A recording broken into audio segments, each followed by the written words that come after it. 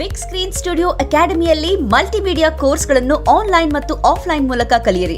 100% ಉದ್ಯೋಗ ಮತ್ತು ಪ್ರಮಾಣ ಪತ್ರ ಪ್ರವೇಶ ಪ್ರಾರಂಭವಾಗಿದೆ. ಈಗಲೇ ಕರೆ ಮಾಡಿ. ಗುರುಗಳೇ, ನೀವು ಜ್ಯೋತಿಷಿ ತಜ್ಞರಾಗಿರೋದ್ರಿಂದ ನಾನು ನಿಮ್ಮಲ್ಲಿ ಈ ಪ್ರಶ್ನೆ ಕೇಳ್ತಾ ಇದ್ದೀನಿ. ಇತ್ತೀಚಿನ ದಿನಗಳಲ್ಲಿ ನೋಡಿರ್ತೀರ ದರ್ಶನ್ ಅವರು ಜೈಲಿಗೆ ಹೋಗಿರುವಂಥ ವಿಚಾರ. ಅವರ ಜಾತಕದ ಪ್ರಕಾರ ಮುಂದಿನ ದಿನಗಳಲ್ಲಿ ಏನಾಗಬಹುದು, ಏನು ನಡೆಯುತ್ತೆ ಅನ್ನುವಂಥ ವಿಚಾರ ಹೇಳೋದಾದರೆ ಏನು ಹೇಳ್ತೀರಾ? ದರ್ಶನ್ ಅವ್ರದ್ದು ಜಾತಕ ಪರಿಶೀಲನೆ ಅಂತ ಬಂದಾಗ ಏನಾಗುತ್ತೆ, ದರ್ಶನ್ ಅವ್ರಿಗೆ ಶಿಕ್ಷೆ ಆಗೋದು ಸರಿನಾ ತಪ್ಪ, ಈ ಥರ ಯಾಕೆ ಘಟನೆಗಳು ಅವ್ರ ಜೀವನದಲ್ಲಿ ನಡೀತಾ ಇದೆ ಅಂತಂದರೆ ಸ್ವಲ್ಪ ಕೂಲಂಕುಷವಾಗಿ ನಾವು ಇದನ್ನೆಲ್ಲ ವಿಚಾರ ತಿಳ್ಕೋಬೇಕು. ದರ್ಶನ್ ಅವ್ರದ್ದು ಮೊದಲನೇ ಜನ್ಮ ಈ ಭೂಮಿ ಮೇಲೆ ಬಂದಿರತಕ್ಕಂಥದ್ದು, first birth in this earth ಅಂತ. ಸೊ ಅವ್ರಿಗೆ ತುಂಬ ರೋಷ ವೇಷ ಆವೇಶದಲ್ಲಿರ್ತಕ್ಕಂಥ ಸಿನಿಮಾಗಳು ಹಂಗೆ ಚೆನ್ನಾಗಿ ಬರುತ್ತೆ. ಅವ್ರಿಗೆ ಅದು ಸಕ್ಸಸ್ ಕೊಡುತ್ತೆ, ಸಿಕ್ಕಾಪಟ್ಟೆ ಟ್ರೈ ಮಾಡ್ತಿರ್ತಾರೆ. ಅವ್ರು ಯಾವುದಕ್ಕೂ ಬೇಜಾರಾಗಲಿ, ಯಾವುದಕ್ಕೂ ತಲೆ ಕೆಡಿಸೋಲ್ಲ. ಇದ್ದವ್ರು ನಮ್ಮವರು ಓದೋರು ಬೇರೆಯವರು ಅನ್ನೋ ಥರ ಅವ್ರದ್ದೇ ಆದಂಥ ಒಂದು ರೀತಿಯಲ್ಲಿ ಅವರು ಫೀಲ್ ಮಾಡಿ ಜೀವನ ಮಾಡ್ತಿರ್ತಾರೆ. ಅಂದರೆ ಒಂದು ಸೂರ್ಯನ ಥರ ನೋಡ್ಬೋದು ಅವ್ರನ್ನ. ಅಷ್ಟು ಸ್ಟ್ರಾಂಗ್ ಆಗಿರ್ತಕ್ಕಂಥ ವ್ಯಕ್ತಿತ್ವ. ತಪ್ಪುಗಳು ನಡೆಯೋದಕ್ಕೆ ಅವರೇ ಕಾರಣ ಅಲ್ಲ, ಯಾರ್ಯಾರೋ ಕಾರಣ ಇರ್ತಾರೆ. ಏನೇನೋ ಪರಿಸ್ಥಿತಿಗಳು, ಪರಿಸರ ಬಂದ್ಬಿಡುತ್ತೆ, ಏನೇನೋ ವಿಚಿತ್ರ ಘಟನೆಗಳು ಬಂದ್ಬಿಟ್ಟು ಅವ್ರನ್ನ ತಪ್ಪುದಾರಿ ತರಿಸುತ್ತೆ. ಆ ತರಿಸೋದಕ್ಕೆ ಇವ್ರ ಜಾತಕದಲ್ಲಿ ಇತ್ತ ಅಂತ ಪ್ರಶ್ನೆ ನಿಮ್ದಾಗಿದ್ದರೆ 100% ಇತ್ತು ಅಂತ.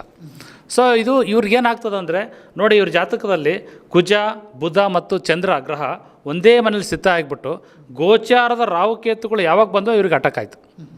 ಸೊ ಇವ್ರಿಗೆ ಅದು ಸಾಮಾನ್ಯ. ಮತ್ತು ಇದು ಇಲ್ಲಿಗೆ ಮುಗಿತಲ್ಲ, ಮತ್ತೆ ಮುಂದೆ ಬೇರೆದು ಬರ್ತದೆ. ಹಿಂದೆನೂ ಬೇರೆದು ಬಂದಿತ್ತು, ಅದರಿಂದನೂ ಬಂದಿತ್ತು, ಅದರಿಂದ ಅವ್ರ ಅಪ್ಪನ ಕಾಲದಾಗಿಂದ ಬಂದಿತ್ತು, ಅವ್ರ ಕಾಲೇಜ್ ಡೇಸ್ನಾಗ ಇದ್ದಾಗ ಬಂದಿತ್ತು, ಅವ್ರ ಸ್ಕೂಲ್ ಡೇಸ್ನಲ್ಲಿ ಇದ್ದಾಗ ಬಂದಿತ್ತು, ಬರ್ತಾ ಇರ್ತದೆ ಇದು.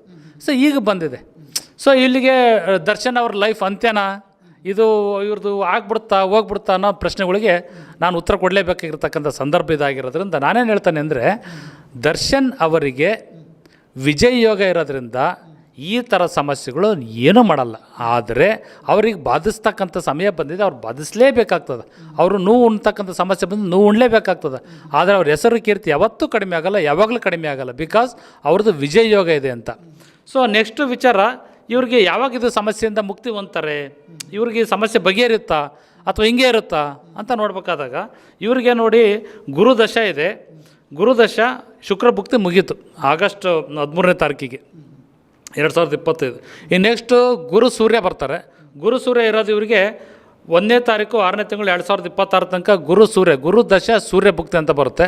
ಅದು ಇವರಿಗೆ ತುಂಬ ಕಷ್ಟ, ಹಿಂಸೆ ಕೊಡ್ತಕ್ಕಂಥದ್ದು. ಏನು ಮಾಡಿದ್ರೂ ಉತ್ತರ ಸಿಗಲ್ಲ, ಎಷ್ಟೇ ಪ್ರಯತ್ನ ಮಾಡಿದ್ರೂ ಉತ್ತರ ಸಿಗಲ್ಲ. ಎಂಥ ಇನ್ಫ್ಲುಯೆನ್ಸ್, ಎಷ್ಟು ದುಡ್ಡು ಕೋಟಿ ಹಾಕಿದ್ರೆ ಇನ್ಫ್ಲುಯೆನ್ಸ್ ಇವ್ರಿಗೆ ಸಿಗಲ್ಲ. ಇವ್ರಿಗೆ ಅದು ಸಪೋರ್ಟ್ ಮಾಡಲ್ಲ. ಈ ದೈವನೂ ಕೂಡ ಸಪೋರ್ಟ್ ಮಾಡಲ್ಲ. ದೈವಕ್ಕೆ ಕಾರಕ್ಕೆ ಯಾರು ಮತ್ತೆ ಶನಿ ಪರಮಾತ್ಮ ಬರ್ತಾರೆ.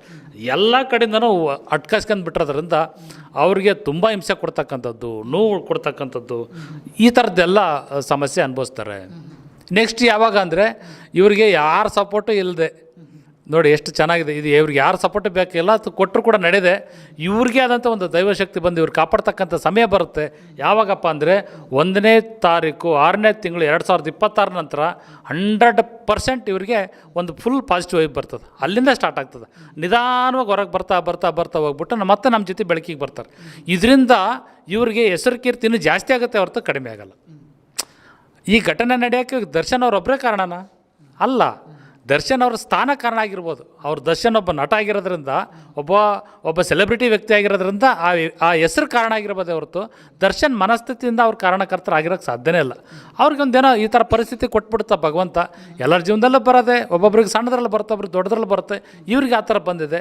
ಇವ್ರಿಗೆ ವಿಜಯ ಯೋಗ ಇರೋದ್ರಿಂದ ಇವ್ರ ಜೀವನದಲ್ಲಿ ಮತ್ತೆ ಗೆಲ್ತಾರೆ, ಮತ್ತೆ ಎಲ್ಲರ ಥರ ಚೆನ್ನಾಗಿರ್ತಾರೆ, ಮತ್ತೆ ಇನ್ನೊಂದು ಥರ ನೇಮ್ ಫೇಮ್ ಮಾಡ್ತಾರೆ, ಮತ್ತು ಇನ್ನೊಂದು ಸಮಸ್ಯೆನೂ ಕೂಡ ಬಂದು ಕಾಯ್ತಾ ಇರ್ತದೆ. ಅದನ್ನು ಮಾತ್ರ ಮರಿಬೇಡಿ. ಅಂದರೆ ಈ ವಿಜಯ ಯೋಗ ಅಂತೆಲ್ಲ ಹೇಳ್ತಾ ಇದ್ರಿ, ಬಟ್ ಅಂದರೆ ಅವ್ರಿಗೆ ಯಾವಾಗಲೂ ಮುಂದಿನ ದಿನಗಳಲ್ಲಿ ಗೆಲುವು ಸಿಗುತ್ತೆ ಅನ್ನುವಂಥ ವಿಚಾರ ಇದೆಯಾ? ಏನಿದೆ ಈ ವಿಜಯ ಯೋಗದಲ್ಲಿ ಅನ್ನುವಂಥದ್ದು? ವಿಜಯ ಯೋಗ ಶಾಶ್ವತ ಸರ್. ಇವ್ರು 30 ವರ್ಷದ ತನಕ ಇವ್ರು ಪಟ್ಟಿರ್ತಕ್ಕಂಥ ಪಾಡು ಯಾರೂ ನೋಡೋಕ್ಕೆ ಸಾಧ್ಯನೇ ಇಲ್ಲ. ಅಂಥ ಪರಿ ಕಷ್ಟನ ಇವ್ರು ನೋಡಿರ್ತಾರೆ, ಯಾರು ಕೈ ಹಿಡಿದಿರಲ್ಲ. ಅವ್ರು ಎಷ್ಟೇ ಚೆನ್ನಾಗಿರಲಿ, ಅವ್ರ ತಂದೆ ಅಂತ ದೊಡ್ಡ ಮಹಾನಟರಾಗಿರಲಿ, ಇವ್ರು ಮಾತ್ರ ಮಾನಸಿಕವಾಗಿ ಜೀವನದಲ್ಲಿ ಗೆದ್ದಿರೋಕ್ಕೆ ಚಾನ್ಸೇ ಇರಲ್ಲ 30 ವರ್ಷದ ತನಕ. ಅಂಥ ಪರಿ ಕಷ್ಟವನ್ನು ಅನುಭವಿಸಿರ್ತಾರೆ, ತುಂಬ ಕಷ್ಟ. ಅದನ್ನು ಹೇಳ್ಕೊಳಕ್ಕಾಗಲ್ಲ. ಅದು ಏನಾರು ಆಗಿರಲಿ 30 ವರ್ಷದ ತನಕ ಇವ್ರ ಜೀವನನೇ ಇರಲ್ಲ. 30 ವರ್ಷದ ನಂತರ ಇವ್ರನ್ನ ಯಾರು ಬಗ್ಸೋಕ್ಕಾಗಲ್ಲ, ಯಾರೂ ಬಗ್ಸೋಕ್ಕಾಗಲ್ಲ. ಅಂದರೆ ವಿಜಯ ಯಾಗದ ಬಗ್ಗೆ ಮಾತಾಡ್ತಿದ್ರಿ, ಅವರ ಪತ್ನಿ ಹೆಸರು ಕೂಡ ವಿಜಯಲಕ್ಷ್ಮಿ ಅನ್ನುವಂಥದ್ದು. ಇದು ಕೂಡ ಅಲ್ಲಿ ಇದಾಗುತ್ತಾ ಏನು ಅಂತದ್ದು ನೀವು ಹೇಳಿರೋದ್ರಿಂದ ನಾ ಹೇಳ್ತೇನೆ. ಈ ವಿಜಯ ಯಾಗದ ಬಗ್ಗೆ ಮಾತಾಡ್ತಿದ್ದೀರಲ್ಲ, ಅದಕ್ಕೋಸ್ಕರ ಕೇಳ್ತಾ ಇದ್ದೇನೆ. ಅದ್ರ ಬಗ್ಗೆ ಹೇಳೋದಾದರೆ ನಿಮ್ಗೆ ಏನಾದ್ರು ಜಾತಕ ಗೊತ್ತಾರೆ ನಾವು ತೋರಿಸ್ಬೋದೇನೋ ಇಲ್ಲಿ ನೋಡಿ. ಶುಕ್ರ ಗ್ರಹ ಉಚ್ಚನಾಗಿದ್ದಾನೆ ಅಂತ. ಇದು ಶುಕ್ರನ ಉಚ್ಚ ಸ್ಥಾನ. ಇದು ಶುಕ್ರನ ಉಚ್ಚ ಸ್ಥಾನ ಅಂದರೆ ಹೆಂಡತಿ ಸ್ಥಾನ. ಸೊ ಹೆಂಡತಿ ಬಂದಾದ ನಂತರ ಇವರಿಗೆ ಲೈಫಲ್ಲಿ ತುಂಬ ಒಳ್ಳೇದಾಗಬೇಕಿತ್ತು. ಏನಾಗಬೇಕಿತ್ತು, ತುಂಬ ಚೆನ್ನಾಗಾಯಿತು. ಆಮೇಲೆ ನೋಡಿ, ಇದು ಗರ್ಲ್ ಫ್ರೆಂಡ್ ಅಂತ ಕರಿತೀವೋ ಅಥವಾ ಎರಡನೇ ಹೆಂಡತಿ ಅಂತ ಕರಿತೀವೋ ನೋಡಿ, ಅದು ಬುಧ ಗ್ರಹ. ಸೊ ಈ ಬುಧ ಗ್ರಹನ ಜೊತೆಗೆ ಮನಸ್ಸಿಗೆ ಕಾರಕ ಆಗಿರ್ತಕ್ಕಂಥ ಚಂದ್ರ, ದೇಹಕ್ಕೆ ಕಾರಕ ಆಗಿರ್ತಕ್ಕಂಥ ಕುಜ, ಮತ್ತು ಈ ಒಂದು ವಿಚಾರ ನಮ್ಗೆ ಯಾವಾಗ ಬಂತೋ ಅಲ್ಲಿಂದ ಇವರಿಗೆ ಸಮಸ್ಯೆ ಪ್ರಾಬ್ಲಮ್ ಸ್ಟಾರ್ಟ್ ಆಯಿತು ಅಂತ. ಸೊ ಇವ್ರ ಜೀವನ ಪರ್ಯಂತ ಯಾವತ್ತೂ ಕೂಡ ಸೆಕೆಂಡ್ ಥಾಟ್ ಇಟ್ಕೊಳ್ದೆ ಹೆಂಡತಿ ಜೊತೆಗೆ ಸುಖವಾಗಿ ಸಂಸಾರ ಮಾಡಿದರೆ ಇವ್ರ ಲೈಫ್ ತುಂಬ ಚೆನ್ನಾಗಿರುತ್ತೆ. ಕೆಲವೊಬ್ರು ಜಾತಕ ಹಿಂಗಿರಲ್ಲ, ಹೆಂಡತಿ ಇದ್ದರೂ ಕೂಡ ಬೇರೆ ಜೊತೆ ಸಂಬಂಧ ಇಟ್ಕೊಂಡು ಲೈಫಲ್ಲಿ ಎಲ್ಲೋ ಹೋಗಿದ್ದಾರೆ. ಬಟ್ ಇವ್ರ ಜಾತಕ ಅದಲ್ಲ, ಇವ್ರ ಜಾತಕ ಅದು ಅಲ್ಲ. ಹಾಗಾಗಿ ಇವರು ಹೆಂಡ್ತಿಯಿಂದನೇ ಇವರಿಗೆ ವಿಜಯಲಕ್ಷ್ಮಿ ಅವರ ಹೆಸರಿಂದನೇ ಇವರಿಗೆ ನೇಮ್ ಆ್ಯಂಡ್ ಫೇಮ್, ಕೀರ್ತಿ, ಹೆಸರು ಎಲ್ಲದೂ ಸಿಕ್ಕಿರುತ್ತೆ. ಅಂದರೆ ಬ್ಯಾಕ್ ಸಪೋರ್ಟ್ ಅದು ಆ ನೇಮ್. ಅವ್ರು ಯಾವ ಸ್ಥಾನದಲ್ಲಿ ವಿಜಯಲಕ್ಷ್ಮಿ ಎಲ್ಲ ಯಾರನ್ನೇ ಮದುವೆ ಆಗಿದ್ದರೂ ಕೂಡ ಇವ್ರು ಇದೇ ಥರ ಬರ್ತಾಯಿದ್ರು. ಅರ್ಥ ಆಯ್ತಲ್ಲ, ಅದು ಒಂದು ವಿಚಾರ. ಎರಡನೇ ವಿಚಾರ, ವಿಜಯ ಯೋಗ ಅನ್ನೋದು ಬಿಟ್ಟು ಹೆಂಡ್ತಿಯಿಂದ ಬಂದಿರತಕ್ಕಂಥದ್ದಲ್ಲ, ಇವ್ರ ಜಾತಕದಲ್ಲಿ ಸ್ಥಿತ ಆಗಿರ್ತಕ್ಕಂಥದ್ದು. ಯಾರ ಜಾತಕದಲ್ಲಿ ಗುರುವಿನ ಜೊತೆಗೆ ಕೇತು ಸಂಯೋಗ ಇದ್ದರೆ ಅವ್ರಿಗೆ ವಿಜಯ ಯೋಗ ಅಂತ ಕರೀತಾರೆ. ಅವರು ತುಂಬ ಅಗ್ರೆಸಿವ್ ಆಗಿರ್ತಾರೆ, ಅವ್ರಿಗೆ ನೇಮ್ ಆ್ಯಂಡ್ ಫೇಮ್ ಫಿಕ್ಸು, ಅವರು ನಂಬರ್ 1 ಆಗೇ ಆಗ್ತಾರೆ. ಅವ್ರು ಅಲ್ಲೂ ಕೂಡ ಸೋಲಲ್ಲ. ಇನ್ನೊಂದು ನನ್ನ ಕಡೆಯ ಕ್ವಶನ್ ಏನಂದರೆ, ಮುಂದೆ ಅವ್ರು ಬರುವಂಥ ಸಿನಿಮಾ ಡೆವಿಲ್ ಅನ್ನೋ ರಿಲೀಸ್ಗೆ ರೆಡಿ ಇದೆ. ನಾನು ಕೇಳ್ತಿರೋದು ಏನಂದರೆ, ಈ ಸಿನಿಮಾ ರಿಲೀಸ್ ಆಗುವಾಗ ದರ್ಶನ್ ಅವರು ಹೊರಗಡೆ ಬರ್ತಾರೆ ಅಥವಾ ಒಳಗಡೆ ಬರ್ತಾರೆ? ನಾನು ಯಾಕೆ ಕೇಳಿದೆ ಅಂದರೆ, ಮೊದಲ ಮಾರಿ ಬೆಂಗಳೂರಿಗೆ ಕಪ್ ಹೊಡಿತೆ ಅನ್ನುವಂಥ ವಿಚಾರ ನೀವು ಕೂಡ ಸ್ಪಷ್ಟ ಮಾಡಿದೆ, ಅದು ನಿಜ ಆಗಿತ್ತು. ಆ ಕಾರಣದಿಂದ ಕೇಳ್ತಾ ಇದ್ದೀನಿ, ಸಿನಿಮಾ ರಿಲೀಸ್ ಆದಾಗ ದರ್ಶನ್ ಅವರು ಹೊರಗಡೆ ಇರ್ತಾರೆ, ಮೊದಲೇ ಒಳಗಡೆ ಇರ್ತಾರೆ, ಏನಾಗ್ತದೆ ಅಂದರೆ ಜೈಲು ಒಳಗಡೆ ಇರ್ತಾರೆ ಅಥವಾ ನಮ್ಮ ಮಧ್ಯೆ ಬಂದಿರ್ತಾರೆ ಏನಂತ? ನೋಡಿ, ಈ IPL ಅಂತ ಬಂದಾಗ ಎಲ್ಲರೂ ಕೂಡ ಜ್ಯೋತಿಷಿಗಳು ಹೇಳಿ 16 ವರ್ಷದಿಂದ ಸುಳ್ಳಾಗಿದ್ದು ಕೇಳಿದ್ವಿ, ನೋಡಿದ್ವಿ, ಮಾಡಿದ್ವಿ. ಲಾಸ್ಟ್ ಟೈಮ್ IPL ಆದಾಗ ಕೂಡ ಅದೇ ಹೇಳಿದ್ದೆ, ಇಲ್ಲ ಈ ಸರಿ IPL ಗ್ಯಾರಂಟಿ RCB ಬರುತ್ತೆ ಅಂತ. ಕ್ರಿಕೆಟ್ ಪ್ರಾರಂಭ ಆದಾಗಲೇ ನಾವು ಸ್ಟೇಟಸ್ಸು, ಫೇಸ್ಬುಕ್ಕು ಎಲ್ಲ ಕಡೆ ಬಿಟ್ಟು ಸಾವಿರಾರು ಲೈಕ್ಸ್ ಎಲ್ಲ ಬಂತು, ಅದು ಬೇರೆ ವಿಚಾರ. ಆಮೇಲೆ ವಿನ್ ಆಯಿತು, ಅದು ಚೆನ್ನಾಗಾಯಿತು. ಸೊ ನಾನು ಈಗ ಇವ್ರಿಗೆ ಏನು ಹೇಳಕ್ಕೆ ಹೊರಟಿದ್ದೀನಿ ಅಂದರೆ, ಈ ಸಿನಿಮಾ ಯಾವಾಗ ರಿಲೀಸ್ ಮಾಡ್ತಾರೆ ಅಂದರೆ ನಾನು ಅದಕ್ಕೆ ಟೈಮ್ ಕೊಟ್ಟಿರ್ತಕ್ಕಂಥದ್ದು. ನಾನು ಯಾವಾಗ ಟೈಮ್ ಕೊಟ್ಟೆ ಅಂದರೆ, ಅವರ ದಶಭಕ್ತಿಗಳನ್ನ ಆಧಾರವಾಗಿ ಇಟ್ಕೊಂಡು ಆ ಟೈಮ್ ನಂತರ ಇವ್ರು ಏನಾರು ರಿಲೀಸ್ ಮಾಡಿದರೆ ದರ್ಶನ್ ಅವ್ರ ಜೊತೆಗಿರ್ತಾರೆ.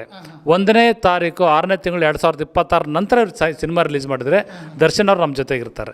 ಇಲ್ಲ ಅಂದರೆ ದರ್ಶನ್ ಅವ್ರು ಒಳಗಿಂದ ನಮ್ಮ ಜೊತೆಗಿರ್ತಾರೆ ಅಷ್ಟೇ. ಅವ್ರು ಯಾವಾಗಲೂ ನಮ್ಮ ಜೊತೆಗಿರ್ತಾರೆ. Okay, thank you. SS TV ಸಿನಿಮಾ ಜಗತ್ತಿನ ಕ್ಷಣ ಕ್ಷಣದ ಸುದ್ದಿಯೊಂದಿಗೆ.